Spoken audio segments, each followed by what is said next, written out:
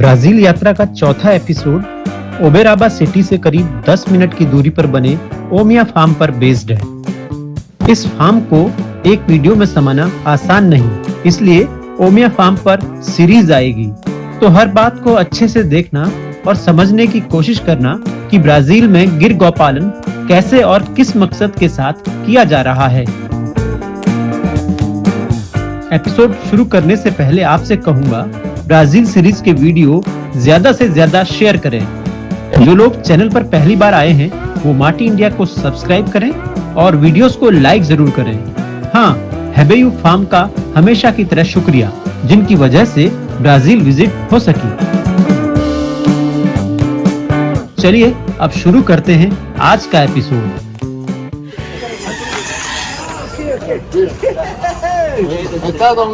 He is my friend from Paraguay. He's a gear breeder, Associate President also there. Great. Nice to meet you, sir. Thank you. Guys, we have a barn here. Thank you.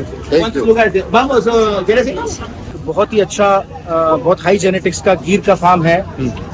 बहुत अच्छी गायें हैं जिन्हें देखने के लिए हम जा रहे हैं, और भारत सरकार के सेक्रेटरी एनिमल हस्बेंड्री डिपार्टमेंट से श्री ओपी चौधरी जी भी हमारे साथ वहाँ जा रहे हैं। तो हम सब मिलकर वहाँ पर जो गीर भारत से यहाँ पहुंची उसकी क्या स्थिति है, हम सब अपने साथ जो आए हुए डेलीगेट्स हैं उनको दिखाने के लिए जा रहे हैं। तो देखिए ये वैन खड़ी है सामने, और मर्सिडीज बेंज की वैन है, और इसी में कल रात हमें लारी ने यहाँ तक पहुँचाया, और अब सब लोग पूरा डेलीगेशन ओमिया फार्म की तरफ जा रहा है। कितनी दूरी पर है सर यहाँ से? 10 मिनट। 10 मिनट, वाह, दैट्स ग्रेट। किशोर भाई, सब क्या वक्त में लगे हैं? रोहित भाई, आपने डिमांड की थी कि गीर का फार्म देखना है। बिल्कुल, जरूर।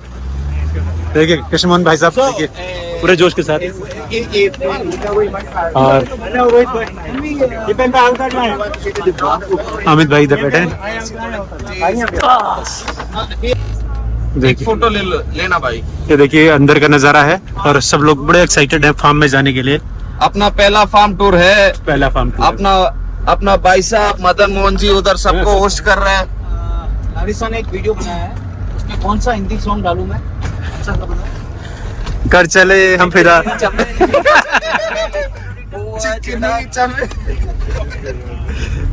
चिकनी चमेली दे दो भाई।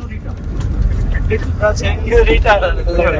अच्छा वाला गाना बोलूं। थोड़ा मस्ती भी हो रही है, अच्छी फील है। क्या बात है, अशरफ भाई जो है हवा पसंद आया। हवा चाहिए इसलिए भाई, हवा दो हवा। ये ऑन कर लो, लाइट हो गए। ये तो लाइट है। ये देखो अपना, इधर देखो, ये देखो अपना रोहित भाई, इसको एसी समझ के इसको घुमा रहे हैं। शायद वो टूट गया भी होगा, किसी का गाड़ी है। ये भी बेंच का भाई साहब, ये कुछ हजारों रुपया का रहता है, डॉलर भी। थोड़ा होशियार।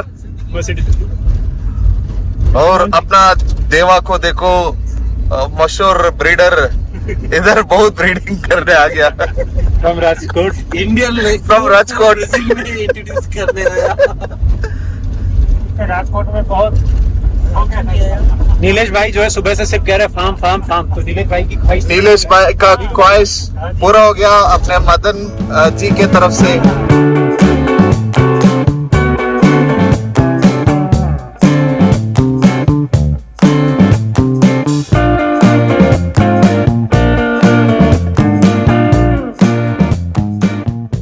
आप लेफ्ट पे देखिए, ओंगोल का फार्म है।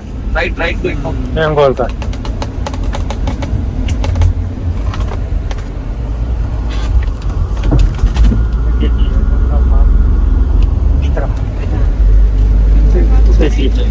लेफ्ट में देखिए गीर और कांकरेज मिक्स है। लेफ्ट साइड में देखिए,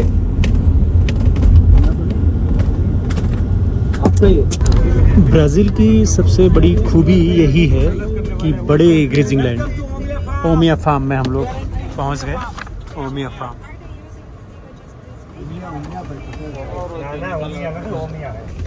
ओमिया फार्म के गेट पर पहुंच चुके हैं, और गेट खुलेगा, हमारी वैन अंदर जाएगी। ये देखिए ओमिया फार्म। वाले ने भी ब्लूटूथ फैब्रिक की जैकेट। क्या बात है, हाँ, सुरक्षा बड़ा मुद्दा है। देखिए ये खूबी है, मैं जो बता रहा था कि ग्रेजिंग लैंड कितना ह्यूज है। गायें खुले में चरती हैं और अपना चारा खुद तय करती हैं। ये सब हमें गाड़ी में बैठे बैठे दिखाई दे रहा है। ओमिया फार्म ब्राज़ील का पहला फार्म जहाँ पर भारत की टीम विजिट के लिए आई है। पहले ये फार्म बासा फार्म के नाम से जाना जाता था, लेकिन पिछले वर्ष ही इसे ओमिया ग्रुप ने लिया है, तो अब ये ओमिया फार्म कहला रहा है। और मेरी टीम आप देख रहे हैं आगे जा रही है, तो मैं उनके पीछे पीछे जाऊंगा और इस ओमिया फार्म के बारे में ज़्यादा से ज़्यादा डिटेल आपको देने की कोशिश करूंगा। देखिए बहुत बड़ा फार्म है, उमूमन भारत में ऐसे फार्म नहीं दिखते हैं। बहुत ट्रेडिशनली बना हुआ फार्म है। देखिए इंडिया की तरह ही जो क्लाइमेटिक कंडीशन है इंडिया की तरह ही है, तो प्लांटेशन भी आपको इंडिया की तरह नज़र आएगा।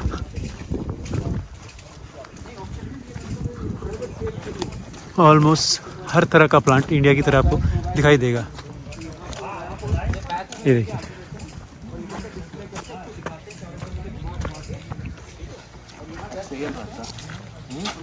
ना 5-5 एकड़ 10-10 एकड़ के ऐसे बाड़े बने रहते हैं। वहाँ देखो ये वो ऐतिहासिक रसोई है जिसमें कृष्ण मोहन पिछले 2 सालों से खाना पकाते रहे। रसोई इतनी खूबसूरत है तो घर कितना, देखो किचन, फार्म कितना खूबसूरत होगा। किचन बहुत खूबसूरत है। और भैया पिछले 2 सालों से यहाँ पर हमें आलू मटर और आलू मटर टमाटर और पुलाव ये इसलिए यहाँ पर जरूरत है क्योंकि ब्राजील में खाने की बड़ी समस्या है भारतीयों के लिए। और यहाँ पे देखो ये गैस स्टोव है, इसमें एक तरफ से आग लगाते हैं और 3-4 जगह हैं तो सब गर्म रहती हैं। अच्छा मतलब ये वुडन है ना, ये वुडन है ना, ये है वो इसको बोलते हैं। इधर से डालो ना तो 4 चूल्हे एक साथ, 4 चूल्हे और ओवन भी है, आगे ओवन भी है। और ये सब ये वुडन है ना, वुडन है, लकड़ी जलेगी। जैसे लकड़ी डाली, जो आपको खोलना है वो रिंग को उठा के अलग कर दिया, उसके ऊपर सामान रख दिया, बर्तन वगैरह 3 बर्तन रख सकते हैं इसके ऊपर। ये प्लेट उठ जाती है, ठीक है। आँच इधर से जा रही है गर्म होके, यहाँ ओवन है, पिज्जा वीजा या वार्म करके रखना है, ठीक है। और ये ट्रेडिशनल सेटअप है। We are coming here from many years and my brother has cooked at the same kitchen. In the same kitchen, he has cooked food. Last year, in the when it was with Basa. Yeah. Evandro from Evandro. Yeah. So he was cooking food here for all of us. So let's do it again. He's the owner. Evandro is a good friend of mine. Okay, but What he is the name decided. of the farm? Oh, it's Omia. Omia. Omia. I will send you later some videos. You know, I'm an engineer, and since 5 years atrás, He was educated in Poland, and he had some very good friends very from friends India. in India. India, What is Bangladesh. the total area of the land? 167 hectares. Yes, he knows everything. Here we have something like 500. Okay, but here we have like 200. I have 2 farms. So originally I have a farm in Brasilia, in the capital, close to the capital, and I had good friends here. So last year, the partnership between Basa and Via Lactea from Colombia, they stopped. They stopped. I know both of them. Both of them are my friends. So I bought the cattle. Let me present you here Altamir, because I rent this farm. He's the brother of the owner. Hello, sir. How are you? You live there? Yes. So we will go there to see the main. इस ज़मीन पर हम पिछले कुछ सालों से जब से आ रहे हैं, यहाँ पर अब हमारे नए मित्र बदल गए हैं और इन्होंने वो पूरी जो लैंड थी 167 हेक्टेयर्स की, उन्होंने उसको नया लीज़ पे ले लिया है। और इसमें बहुत बड़े ग्रेजिंग ग्राउंड्स हैं और गाय के चरने के लिए 2-3 तरह की अफ्रीकन ग्रासेस हैं जिसमें गाय ग्रेजिंग करती है। और हमेशा से इस फार्म पे ब्राज़ील का बहुत ही उम्दा क्वालिटी का जेनेटिक्स रहता है। प्राइज विनिंग काउस, बहुत सारे प्राइज विनिंग काउस भी यहाँ रहती हैं। That's a world record. जो भी गाय कुछ लोग मिलके साथ में खरीद लेते हैं, जैसे कि जो 81 लीटर्स की जो प्राइज विनिंग काऊ थी, उसको इन्होंने आधा जो उसका हिस्सा था वो इनको था। हो सकता है कि आप दोस्त भी ना हो, पर फिर भी आप ऐसी हिस्सेदारी, ऐसी उम्दा क्वालिटी की गायों में ले लेते हैं और उसके जेनेटिक्स को फिर आपके अपने गायों में और दूसरे गायों को बेचने के लिए यहाँ के किसान यूज करते हैं। ये जो बच्चा देख रहे हैं आप, ये जब 3 महीने का था तब ये $50,000 में बिक चुका है। लगभग 40 लाख से ऊपर, लगभग 40 लाख। लगभग 40। देख लो भाई अभी। What is the special in this? इसकी मदर का जो रिकॉर्ड था वो 81.9 लीटर्स का था। वो ब्राज़ील की और वर्ल्ड, यहाँ पर जो चैंपियन होती है उसको वर्ल्ड चैंपियन बोलते हैं, क्योंकि यहाँ का रिकॉर्ड दुनिया में सबसे बड़े रिकॉर्ड्स होते हैं ज़ेबू कैटल के, इसलिए। और ये बच्चा 3 महीने का था तभी $50,000 में बिक चुका है।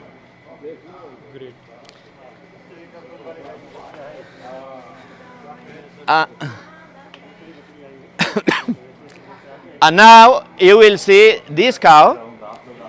This calf, the mother of this cow is the also the number one until 48 months, has the world record, her mother, until 48 months.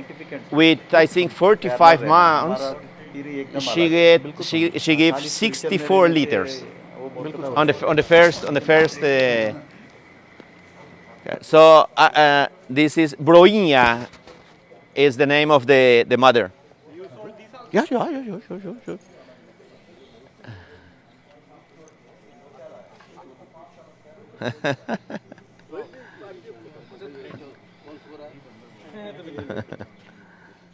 Mother is Gir or Girlando?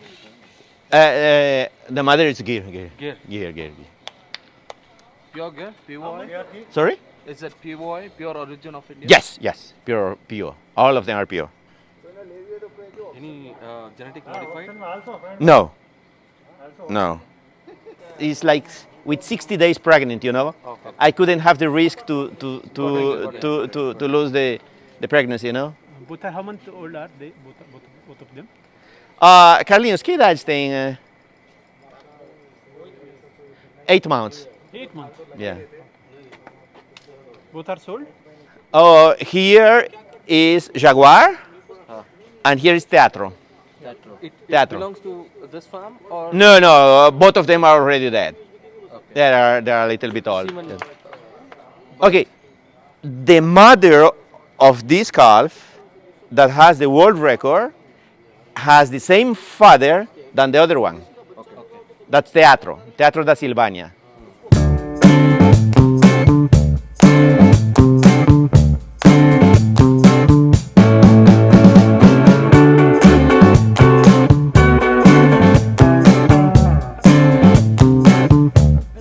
Oh, milking we have a very little because I have another milking farm. Here it's only for genetic. Yeah. These are the good genetics of. We're trying to get the best genetic. What do you do special for genetics? Sorry, what about? What are you doing special for genetics? I learned a lot about all the history, you know, and also about the genome, the DNA of each of the lines of the deer, and trying to choose the best examples, you know, from each line. How many years you are in? 5 years. Yeah, I'm an engineer, you know. I deal with technology, but you know, after a time, you know, look for do something else. So I get in love with. So you are using a technology with. Yes, that's different. Yeah, because I'm an engineer, I'm a project manager and economics and everything. And so when I start to, you know, deal with cattle, I had all this knowledge, bring this knowledge to the area, you know. You are using embryos. Yes, embryos, and we are even making DNA analysis of the embryos. Tell us about this calf. This is her grandmother had the world record before the mother of this one. Oh, before the 81. Yes, before the 81, her grandmother had 78, 78. called Elga. Yeah, and Elga had a very good daughter called Belinda that won the championship, and she's daughter of Belinda. Who is the father of that? This is Astrofif Cabo Verde. It's a it's a son of Radar dos Poções. So it's for us it's like a new, it's fresh blood, you know.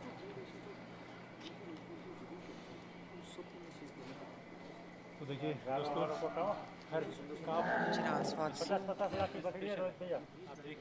is also sold, already sold. This one is also sold. No, it will be sold. Yeah, it will be sold on the. So because you have sold it when it was 3 months old, so how long you will keep it with you? Oh, because the guy that bought that count is from Mexico. Okay. So he's coming now, and he will bring next week. He will take home. But actually, I want to rebuy at least half of that. No, because you get it's really a good example, you know. And in the future, the embryos from that count will give you a lot of money, you know. You means this calf can give more milk than her mother. That's the main objective, you know, because you need to improve. So we need to improve the genetics, you know. That's why I'm not a good fan of cloning the cows, you know, because we suppose that the daughters are better than the clones, you know. Clones will never be better than the. No, will never be than the mothers. Yeah, and our purpose is here to improve. So that's why I don't have any clone here. So you are not favoring the cloning? No, I'm not a fan of cloning. I don't have any clone here.